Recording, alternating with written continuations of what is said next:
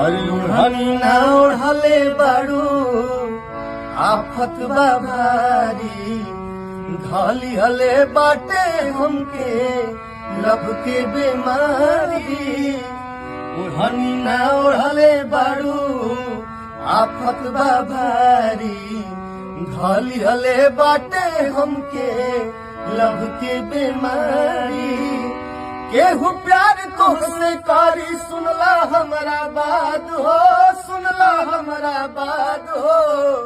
हमके बनाला अपना बाप के दमाद हो। ओढ़नी ना ओढ़ले बाड़ू आफत बा भारी, धले हले बाटे हमके लभ के बीमारी। ओढ़नी ना ओढ़ले बाड़ू आफत बा भारी, धले हले बाटे हमके लभ के बीमारी। अरे केहू प्यार करी तुहसे, सुनला हमारा बात हो, सुनला हमारा बात हो। हमके बनाला, अरे हमके बनाला अपन बाप के दामाद हो।